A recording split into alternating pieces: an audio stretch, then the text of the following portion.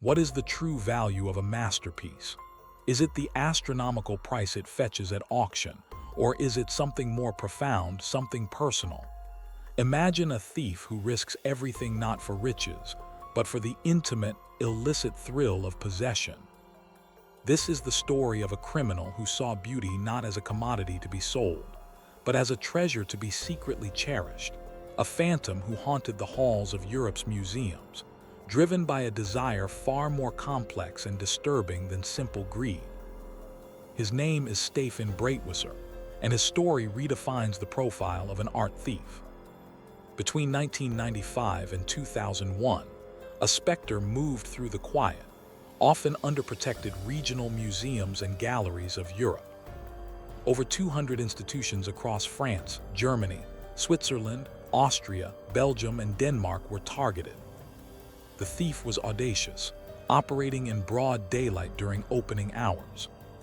He took small but priceless artifacts, 16th century paintings, antique silver, Renaissance sculptures, historical weapons, and ornate musical instruments.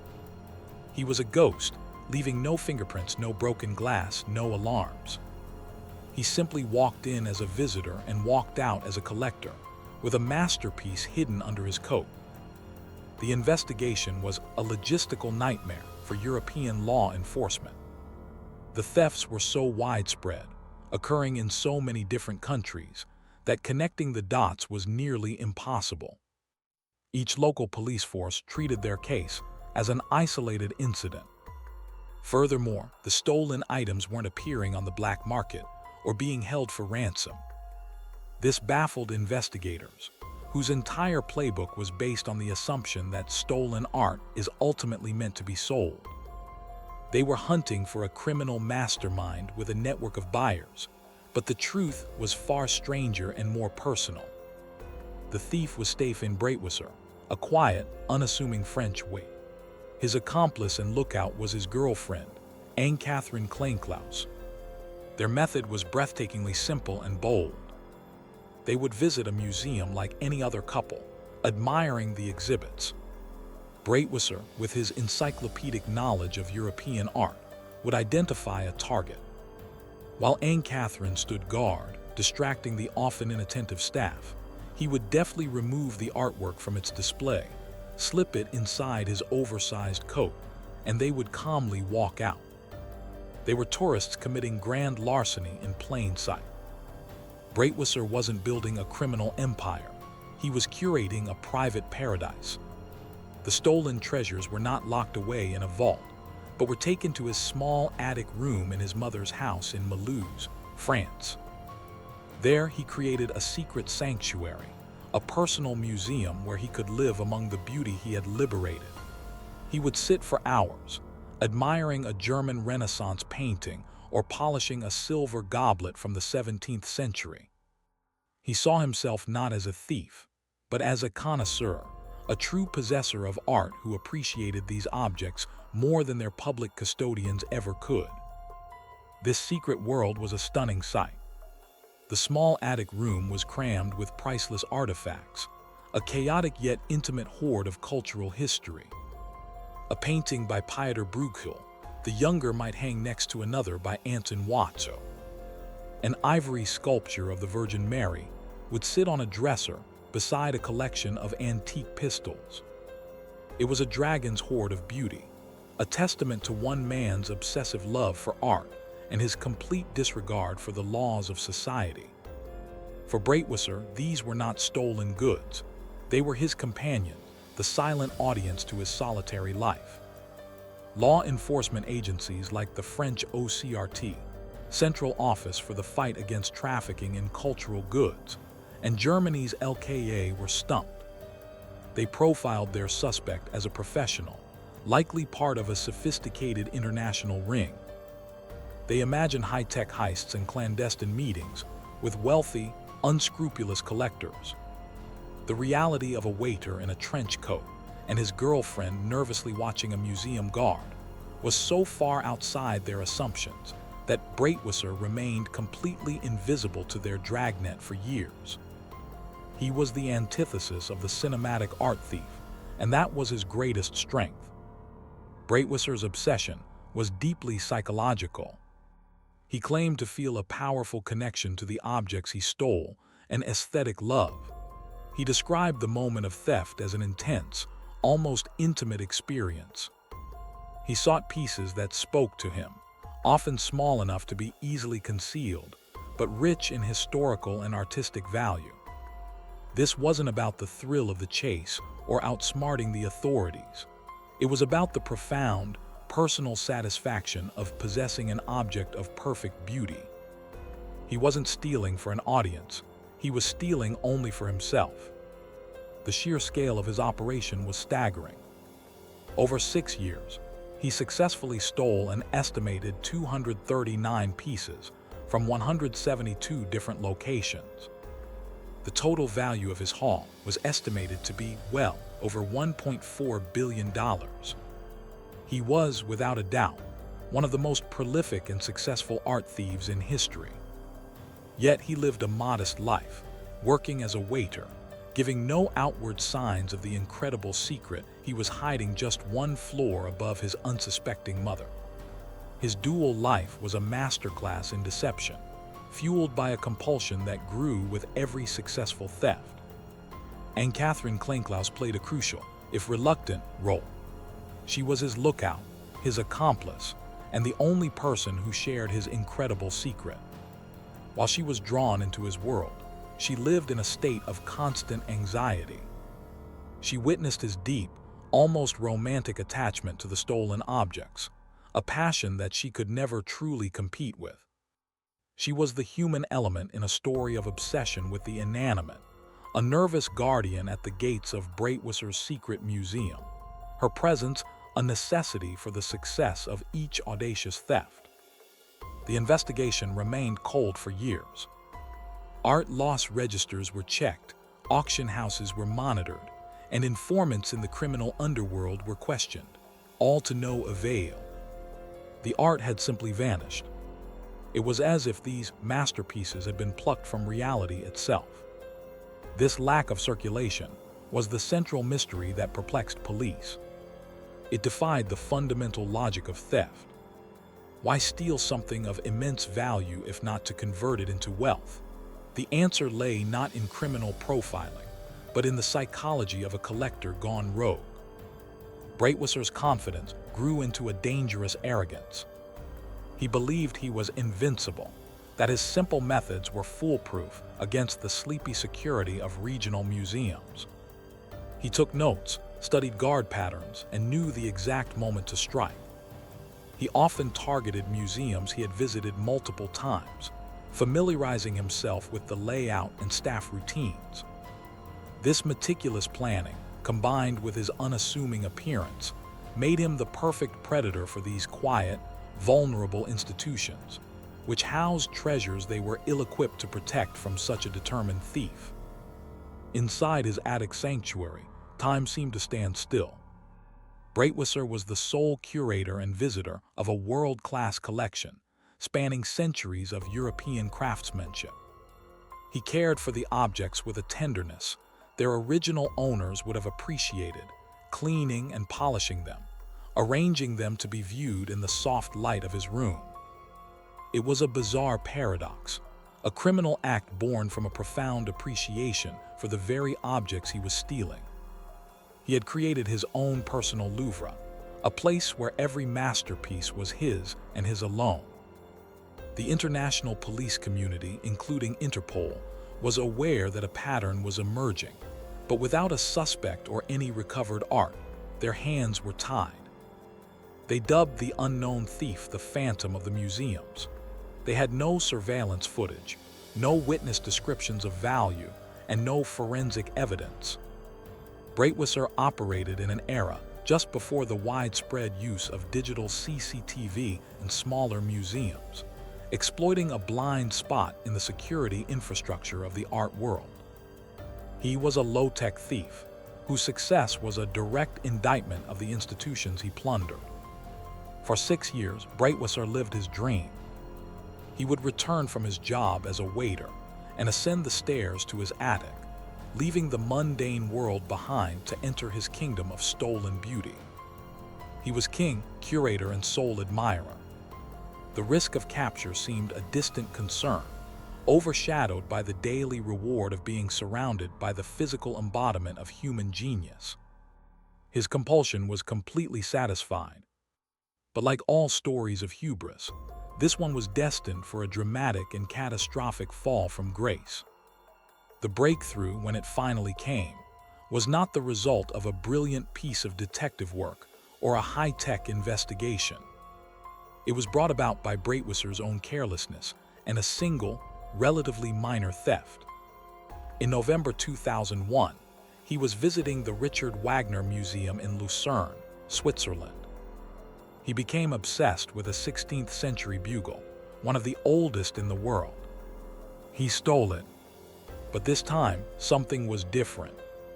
A security guard, a landscape painter named Erich Linker, noticed the confident, knowledgeable visitor and felt a pang of suspicion. 2 days later, blinded by his own arrogance, Breitwieser returned to the same area, walking his dog near the museum. The guard, Linker, was walking to work and recognized him instantly. He recalled the man's intense interest in the now-missing bugle and immediately called the police. The phantom, who had eluded international law enforcement for 6 years, was finally unmasked, not in the midst of a daring heist, but during a casual stroll. His reign had ended because he couldn't resist revisiting the scene of his latest conquest. Breitwieser's arrest set off a chain reaction. The Swiss police began their interrogation, and soon the name Stéphane Breitwieser was being checked against records across Europe. Suddenly, the isolated incidents began to connect. The quiet French waiter was revealed to be the prolific thief who had baffled them for years. But when police contacted his mother, Muriel Stengel, to search the house, the story took its most tragic and destructive turn. The investigation had found their man, but they were about to lose the treasure. Upon learning of her son's arrest, Muriel Stengel panicked. In a desperate and misguided attempt to protect him by destroying the evidence, she committed a cultural atrocity. She went up to the attic, to the secret museum her son had so lovingly curated, and began a systematic campaign of destruction. She took priceless old master paintings, cut them from their frames, and shredded the canvases, stuffing the remains into the garbage disposal. She acted with a cold, frantic efficiency, erasing centuries of artistic heritage in a matter of hours. Her rampage continued. She gathered dozens of precious objects, silverware, goblets, statuettes, and jewelry, and threw them into the nearby Rhone-Rhine Canal, hoping the murky water would hide the evidence forever. She took antique books, clocks, and other delicate artifacts and smashed them with a hammer, discarding the pieces in the trash.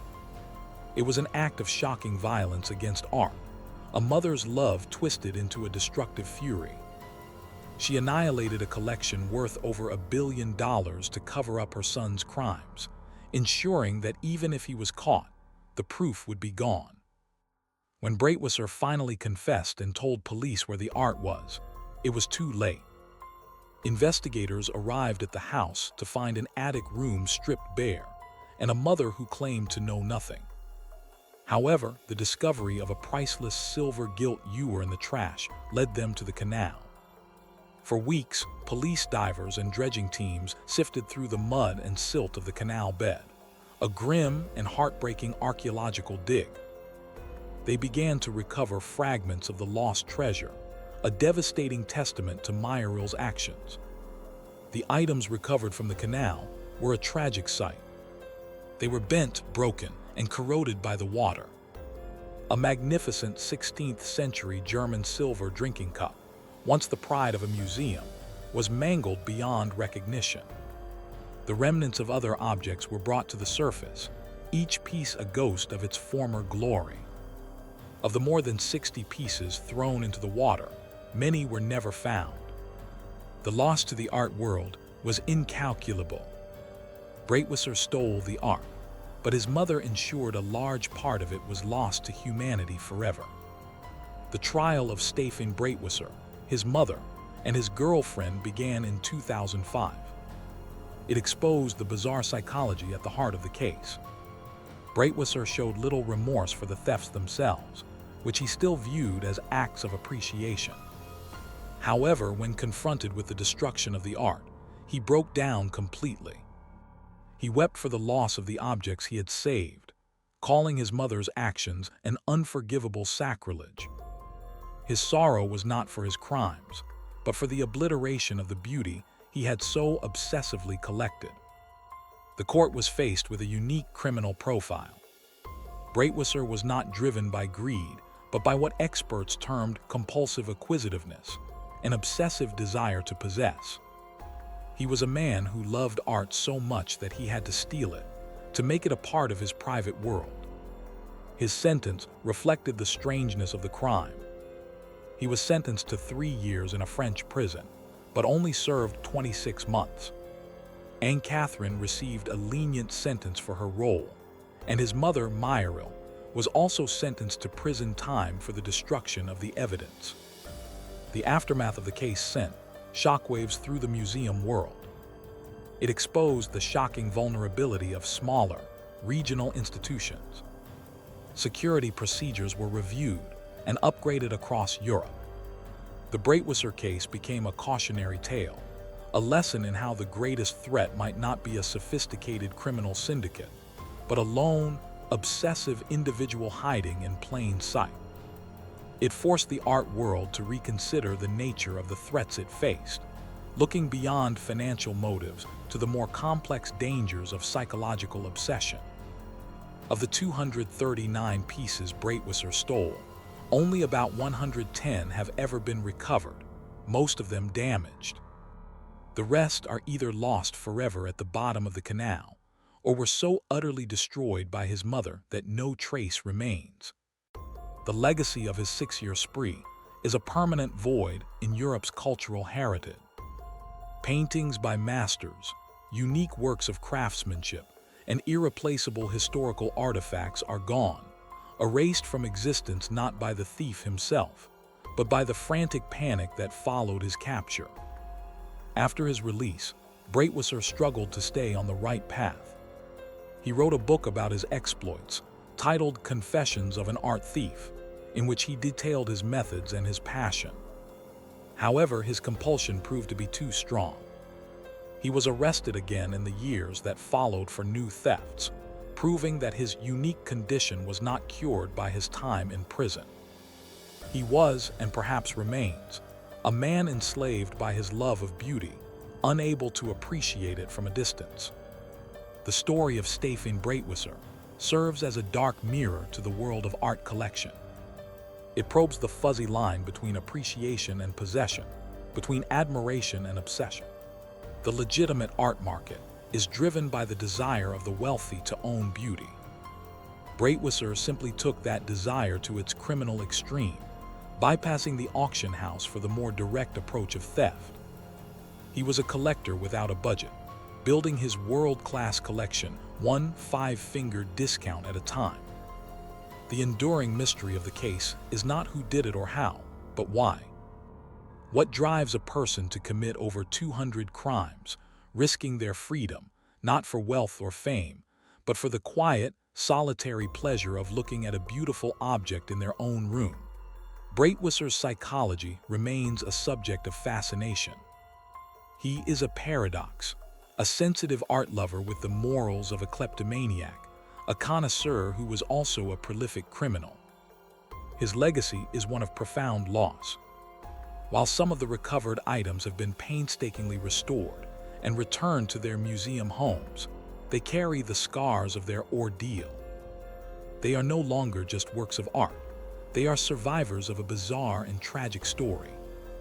They are reminders of the man who loved them so much he had to steal them, and the mother whose panicked actions nearly destroyed them forever. Each piece is a testament to one of the strangest crime sprees in history. Ultimately, the tale of Stéphane Breitwieser leaves us with an unsettling question. We build museums to protect art, to share its beauty with the world. But can we ever truly protect it from a love so possessive It seeks to lock that beauty away from everyone else. His story is a chilling reminder that the greatest threats to our shared cultural heritage can come not from hardened criminals seeking profit, but from the quiet, obsessive specter who believes in his heart that he is the only one who truly appreciates the prize.